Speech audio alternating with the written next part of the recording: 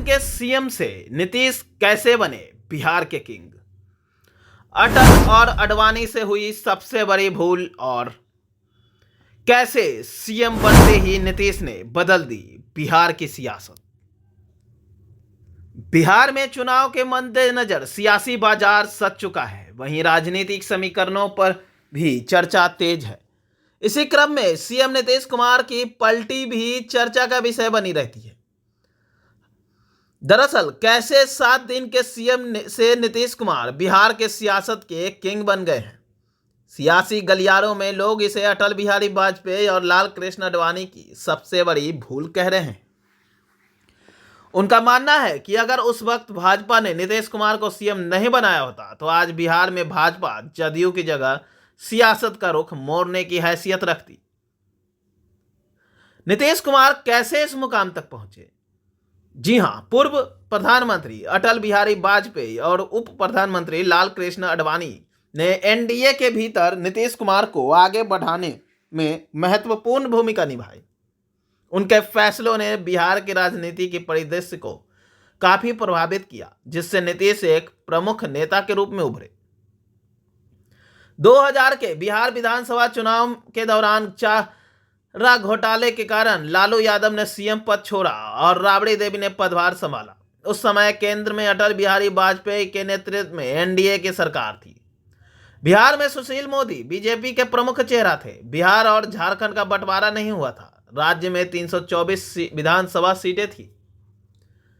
नीतीश कुमार समता party का हिस्सा थे। बिहार के सीएम उम्मीदवार के रूप में पेश किए जाने वाले की ख्वाहिश रखते थे। हालांकि जनता दल और लोक शक्ति के रामविलास पासवान भी इस पद के लिए इच्छुक थे। 1999 के लोकसभा चुनाव के दौरान इन पार्टियों ने भाजपा के साथ गठबंधन किया और साथ मिलकर महत्वपूर्ण जीत हासिल की। विधानसभा के 2000 में हुए चुनाव के नतीजे उम्मीदों से परे रहे। सीट बंटवारे के विवाद में नीतीश की समता पार्टी ने अपने सहयोगियों को छोड़ दिया, स्वतंत्र रूप से चुनाव लड़ा। आरजेडी 124 सीटें जीती, जबकि बीजेपी 67 और समता पार्टी ने 34, कांग्रेस ने 23 और जनता दल ने 21, जबकि जेएमएम ने 12 सीटें हासिल की। चुनाव के बाद किसी भी गठबंधन को स्पष्ट बहुमत नहीं मिला। एनडीए के पास 151 विधायक थे, जबकि लालू यादव के पास 159 विधायक थे। अटल बिहारी वाजपेयी, लाल कृष्ण आडवाणी ने नीतीश कुमार को सीएम बनाने का फैसला किया, जबकि बीजेपी के पास ज्यादा सीटें थी। नीतीश ने बहुमत साबित किए बिना 7 दिन के बाद इस्तीफा दे दिया। यह फैसला नीतीश कुमार के लिए एक महत्वपूर्ण मोड़ साबित हुआ।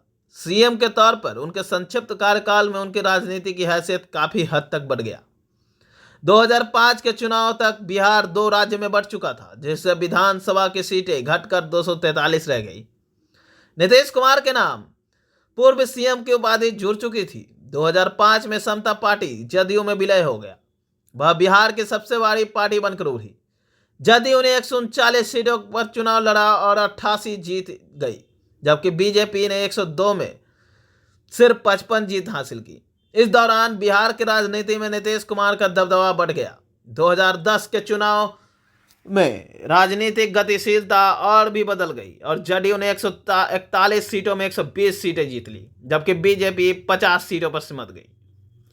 इससे बिहार में बीजेपी के सहयोगी के तौर पर नीतीश कुमार का नेतृत्व और भी मजबूत हो गया।